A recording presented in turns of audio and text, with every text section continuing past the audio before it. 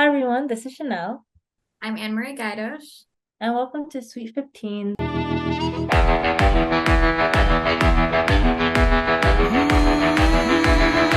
Ashley Wineland is an award-winning singer from Arizona who loves riding horses, dirt bikes, and is a proud supporter of veterans.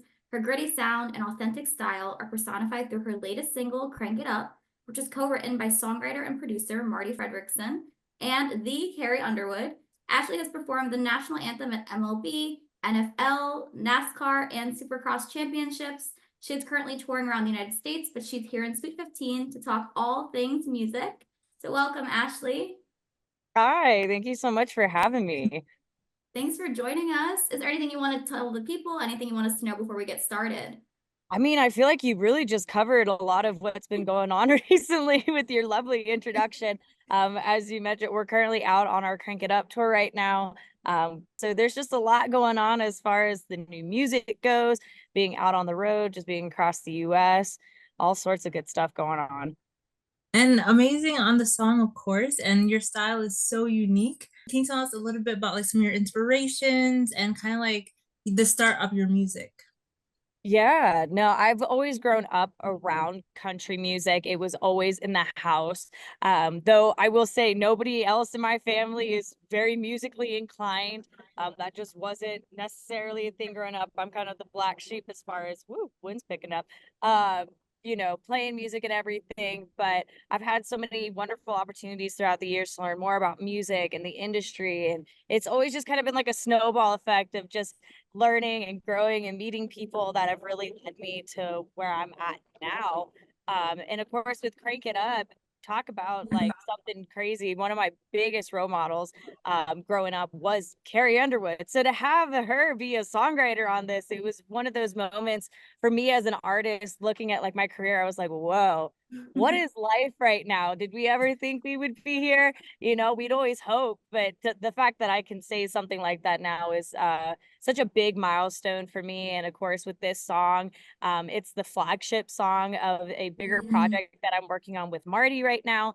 So when he brought that song to me as like, hey, take a listen to it. What do you think of it? I loved it from play one. So the fact that we were able to cut it and put this out as the first single just to really be like, here's what we're working on. Here's the like level and caliber of what you can expect to hear from us with all the rest of the music that'll be coming out. To me, it's just been like this pinnacle moment, and I'm excited to see how everything keeps growing.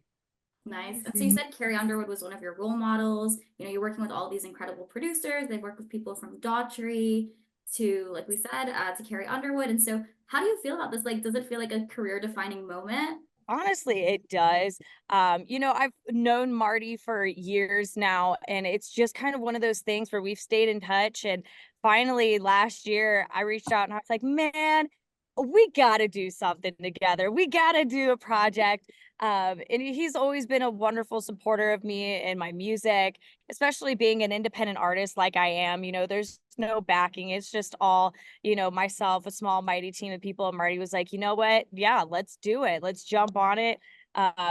He's got a really strong faith in what I've done as an artist and wanted to come and really do something different than most artists and producers tend to have a relationship with. So we're more like business partners than we are just like traditional artist producer. I don't just come in and be like, here's my music, record it. He's got a hand in everything that we do. It's a very close relationship. So it's been really cool to see like how that all has grown. And no, I never really, like I said, we'd always hope. But, as far as like timelines and stuff, everybody's always like, oh, like what's your 5-year plan? All this. I'm like, music is one of those industries. I could tell you what I would hope it is, but the directions that we all get pulled in are so different. And I'm a firm believer in the good Lord's timing. So it all just like really came to make this like really beautiful moment. Like I said, where we're working on this bigger project with more music, and fans can expect to hear more music from the overarching like EP album that we're working on throughout the year.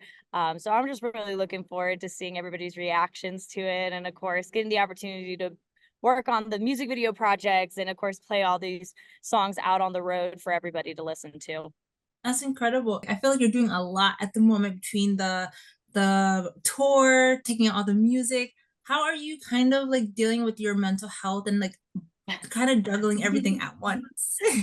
Yeah, it's one of those things that patience is a virtue. It's something that, if I talk about like the overarching theme of my career in the mental health sphere, it's always just been that like mindset of, I'm one of those people. I was like, I want something done. I want it done now. Yeah. But this industry especially is just like, hey, you sometimes you just gotta take a deep breath, work Mm, things, it'll happen when it needs to happen. And for me, the biggest thing to help with my mental health is just the fundamentals is connection, right? Connection with yeah. self, being really aware of how I'm feeling, if I'm like needing to process something a little bit more than maybe I think I do, taking that moment to connect with myself, but even connecting with family and friends, what especially being on the road, to Yeah. make sure that you have that support group and everything. And then of course too, from a music and a business standpoint, I love connecting with my fans and my community. I'm really blessed to have, a big group of supporters who love supporting one another and keeping the spaces like on social media and everything a very positive place. So Yeah. all that together has put me in a position where I think I'm probably the most like mentally healthiest I've ever been, especially with everything going on and stuff. And I'm feeling extremely blessed for that right now. Oh, that's so amazing to hear, Yeah. honestly.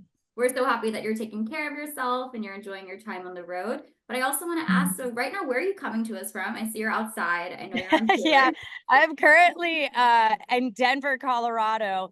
And so Okay. out of respect to everybody in the bus and our messed up sleep schedules, I am doing everything outside. So if you see my hat trying to blow away, it's because that good old Colorado wind decides it wants to pick up at the most random times. I feel like I'm on the road with you right now. Like I Yeah, feel that's like how I'm I there. feel. This is it. This is the real thing. I just did an interview not too long ago, a couple days ago, and we were driving down the road through Nebraska and stuff to get here in Colorado. So we make it happen regardless of where we're at. Yep, yep. And talking about making it happen, I really feel like women, we take up we take up space, especially in country. And you see like these amazing country stars such as Carrie Underwood herself. And sometimes I feel like in country specifically, women don't get the kind of recognition that they deserve. So I wonder like how do you feel as a woman like in this space? Do you feel like you're given the platform to really like share your music and being supportive? Like of course talk about Marti and you have Carrie and your fans and people pushing you, but like do you feel like you're gonna get there to the place where you're gonna be able to stand up and be like, yes, like hear me, like Yeah, no, I think, and I love that you brought it up. It is something that I think is important, especially for country music, entertainment industry in general. There is that, and I think it's gotten better throughout the years. So I will say that, particularly since when I began music, it was very much like the ratio between how much did you hear guys on radio versus women on radio is definitely not the same. So it's gotten better, but I think there's still a lot of work to be done. As far as the equal representation of men and women in country music. Personally for me, like I said, am very grateful to be supported by so many wonderful people. And I have seen that shift where more and more, whether it's media or radio, are definitely coming more on board with supporting women in country music, which I think is absolutely lovely. However, that is still to say that there are still the stereotypes, there's still, the stigmas and everything about women aren't good entertainers and they can't hold crowds. And are they going to sell tickets at shows? That is still a very prominent thing in country music. So as far as like live shows go, I think there's still room to get more women on the docket for like fair and festival lineups and stuff. And I'm very blessed to have a lot of fairs and festivals on my books and stuff for this year. But I think with time and exposure and everything like that too, it doesn't matter if it's myself or anybody else in the industry. I think there's so many incredible females out there right now proving that we can put on entertaining shows. We do produce great music and that people do want to come out and see us. So, it's ever evolving. Definitely. And so I also noticed, like, just personality wise, you are interested in a lot of different things that I think are typically associated with men, right? Like, you like the outdoors, you like dirt bikes, you like all these really fun things. And so I'm wondering, like, what's it like being a woman in these typically male spaces, and how do you kind of take up space when you're doing these activities? Yeah, no, I think that's a really great thing to point out. Especially when we're talking about things like dirt bikes and, like stuff that in a traditional sense is very machismo, Mhm. got a Yeah. lot of dude energy going on. For me, it's like I look at it this way, right? Even though, as far as like the marketing side, right, of how these activities and things have been presented, the outdoors, doing those sorts of recreation activities, they truly are for everybody. If it's something that piques your interest, if it's something that you're interested in, and even you've gone so far as to try it and you really love it, to me, that's all the permission you need to take up space out there. I don't want anybody coming after me telling me like, oh, but do you know all the ins and outs of your motorcycle and stuff like that? It's like, man, that's not what it's about. Uh-huh. I give a lot of props and kudos to people who have, a high knowledge in anything, but it's a hobby, they're activities. It's a way to connect with the outdoors and get involved in spaces and connect with new communities of people. Right. And so to me, that's the most important thing. And so, when anybody tries to be like, oh, you don't belong in this sphere, and, it's weird that you're a girl doing these sorts of Mhm. activities, it's like, man, like I said, anything's for everybody. So 100%. like, why not embrace that and enjoy that? And to me, I've always been of the mind of I love sharing my hobbies with people. When I run into other people who like love the same things I do, I want to invite them in. I'm like, yes, let's connect, let's bond. To me, it's like a no-brainer. Wouldn't you want more people to engage with the things that you like so you can meet more people and connect and have others that you can relate to about those things? That to me is like the most important part of it all. I love that. And so in your music video for Crank It Up, I mean, we see like dirt bikes flying everywhere. They're like coming from the left, from the right. I'm wondering, was this like your first time on a vehicle like this, or have you done it before? And also, like, do you have any funny moments from set? Because I feel like they're just like flying everywhere. It's like this feels crazy. No, they are, and I have to give kudos, especially on the, like, motorcycle side of things. Cohen Hamby and Carson Milliken were our 2, like, motorcycle stunt riders for that, and they did amazing. It was so much fun. It's not my first time being on, like, a dirt bike or in a side-by-side, but we grew up doing a lot of, like, motorcycle riding, ATV riding, that sort of stuff. I call myself a desert rat. That's where I spent most of my childhood, was outside in the desert. But for the video, it was super fun. I didn't bring a bike to say if we want to talk about like funny moments. And I think it was Cohen. He gave me one of his bikes to do one of the shots that I was riding off on, and it had a bad clutch on it. The clutch was going out. So I was trying to get it started multiple times. I felt like a total dork because I would sit there and I would almost get it, and then the clutch would just like die and it would stall out the bike. And I'm just sitting, and everybody's just sitting there Yeah. staring, watching me try to get this bike going. And at first, everybody was like, come on, Ashley, like you're better than that. And I'm like, I'm literally doing everything I know to do properly.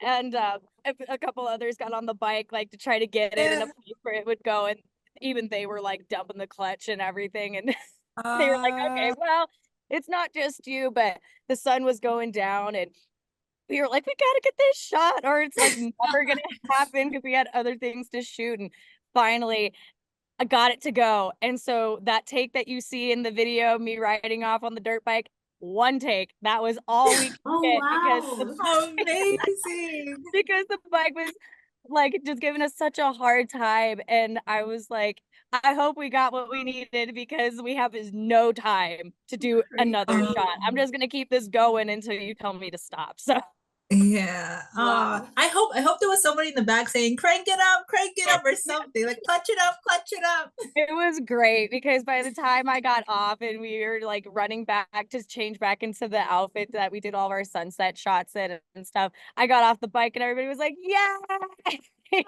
I Aw. like bowed and ran back to the trailer to get changed. Yeah, it was a moment for sure. But we had such a fun time shooting every bit of that video. It was a blast.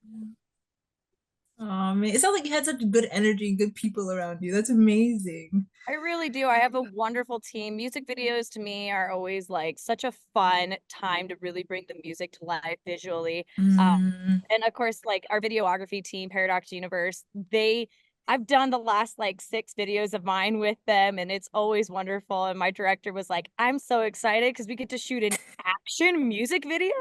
In what world do we ever get to do anything like action based for a music video? So it was a really nice change of pace for everybody involved. um, Amazing. And so I want to circle back to this idea of creating community. You said you love your fans, you love touring. And so I'm wondering, I know you have a global fan base. They're called the Winelanders. And so I Yes. wanted to know, like, what do you hope they take away from your music? Like, what kind of interactions do you all have? And what has it been like touring and performing to these people? Yeah, no, the Winelanders, as they dubbed themselves, um, they they're just so wonderful. And what I love is really, I've been fostering, especially through social media, this community since day one. mm, Talk about a grassroots following, they've been a lot of them been with me since like super early on in my career, and it's just kept growing. And what I love is, not so much while we're touring, but especially in the off season and stuff, I do a lot of live streams and whatnot. So we engage that way. I always am really involved in answering my comments and stuff. So I feel like I know a lot of these guys on a very personal level, even though some of them I've never met before. But the wonderful part is that, we do know each other so well just from our online connection that when they do come out to shows, you got like a built-in best friend. But I think the even more beautiful part of that is forget about the relationship between like myself and a fan. What's even cooler is going to shows where there's multiple of those fans that are there. They know each other.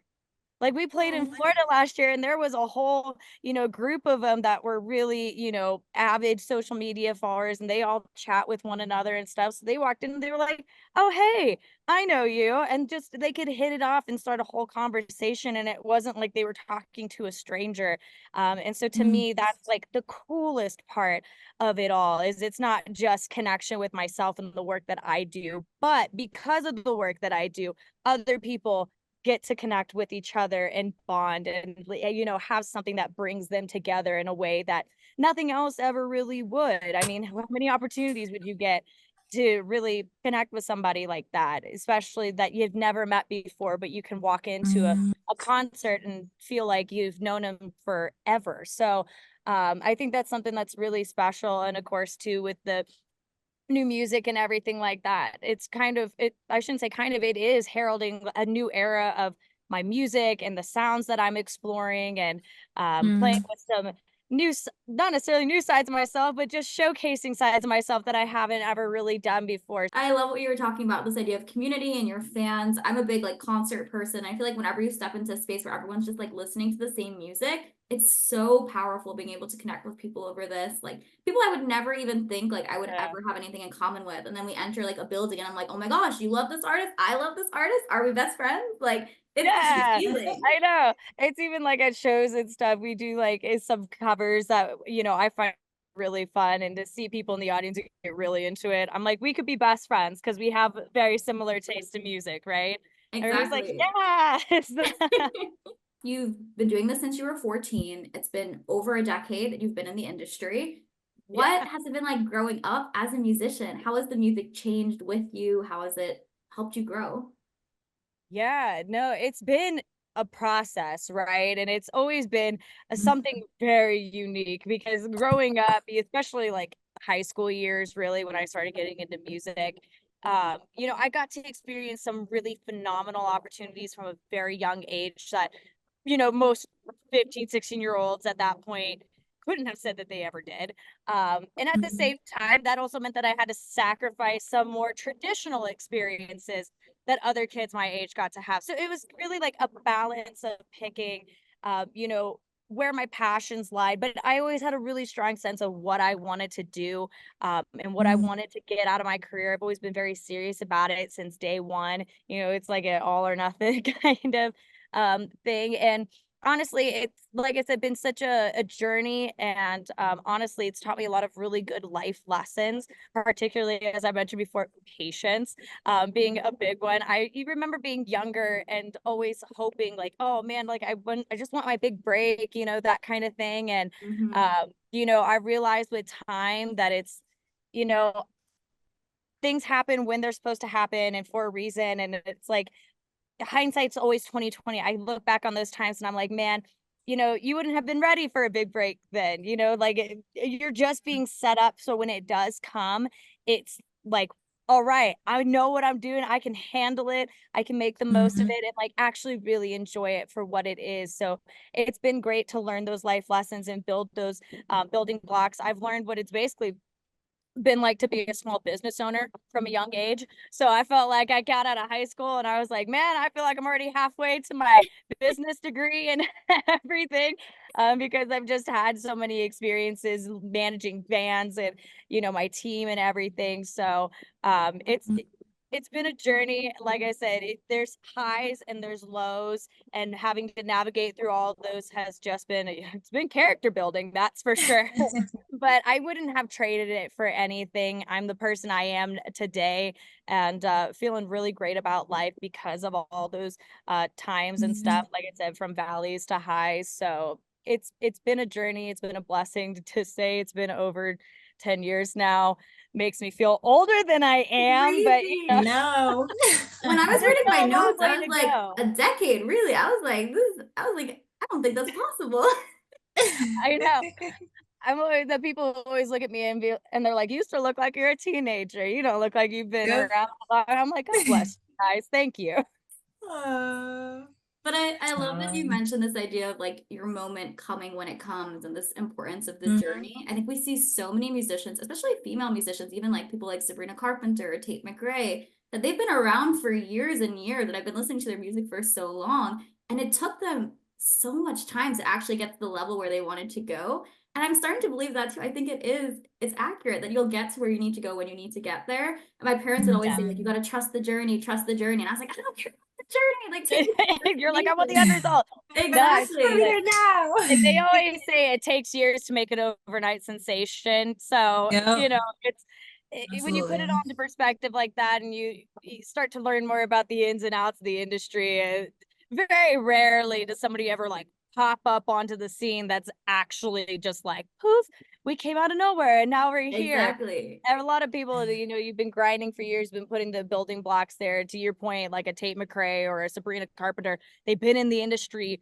for years since they were teenagers, and now that they're their early 20s are really getting their moment to like sparkle and they're rocking it, you know. So Amazing. yeah, Yeah. it'll happen when it happens. Yeah. Oh, that's amazing. And then kind of to go backwards and then to go forwards, can you tell us a little bit more about Crank It Up and like kind of like what you want people to get out of this song? And then also like what can we like look forward to with this EP that's coming out?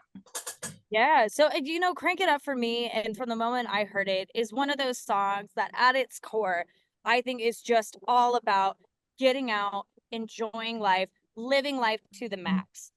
Crank it up. You know, that's where that really like comes in. It's like don't settle for the mundane, the, you know, your day to day just boring stuff. If there's something you want to go do, or you're like feeling like you're in a rut, like go out and do something about it. You know, get your friends together, you know, go outside, see the sun, that kind of thing. So when people listen to it or watch the music video, I hope in that sense it inspires them to get out and go be active and to go be with people and just find the things in life that really light them up. That's what the core of this song is truly all about, is finding that thing that lights you up and just going for it full throttle. As far as what people can anticipate for the other releases that are coming out this year with the new project and stuff, I will say every song is so different. than the other, which makes it a ton of fun.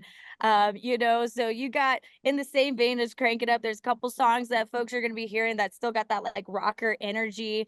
It's going to be just that like hype up kind of music, talking about some different topics, obviously, but the energy's still there. And then at the same time, there's some songs too that I think are, without giving too much away, just really beautiful.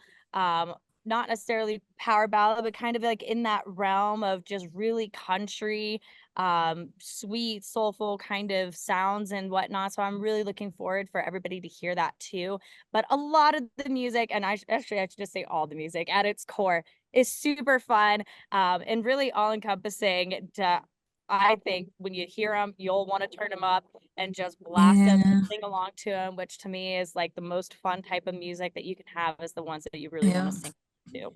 Yeah, Crank It Up is already on my like summer playlist. It will be like the song of the summer. So I'm looking forward to listening to the rest as well. I know. It's Hey, like, I love to hear that. So thank you. I hope it goes on everybody's summer playlist and stuff. If you need to put it on your morning, hype me up for work, deal, whatever gets you going, whatever gets you going. I was listening to it this morning. I had another interview and I was like hyping myself up. I was like, yeah, blah, blah. I was like dancing around. It's such a good like hype song. I love it. I love to hear that. Thank you. That makes my day. That makes my day. Awesome. Well, thank you so much for joining us, Ashley. We usually like to end these episodes by asking our guests to say the first thing that comes to their mind and the last thing they want to leave the listeners with. Okay. So we'll give you 5 seconds to think about what you want to say and then Okay. look forward to it. I love this. So of course, thank you to everybody who watched this interview. Appreciate the support that you give not only myself, but Sweet 15 podcast. It's been a pleasure being here. If you want to learn more about myself, the music we got coming out, or you just want to see like the tour schedule and where we're going to be, I say the one-stop shop for all things social media links, music, tour, all that sort of good stuff is my website, ashleywineland.com. So hopefully we'll get to see a bunch of you guys out on the road this year. Or if not, at least you can add the music to your playlist, follow us on social media, and follow along on the journey. And a journey it is going to be, as we've been talking about. So I'm excited to keep going and sharing it with everybody. And of course, like I said, I appreciate you guys letting me be here today, talking with y'all, all the good things and stuff. It's been a pleasure. Oh, pleasure's ours. Yeah, thank you so much. Hey, everybody, this has been Anne-Marie Gaidosh. This has been Chanel. And this has been Ashley Wineland. And this has been Sweet 15. The recording has stopped.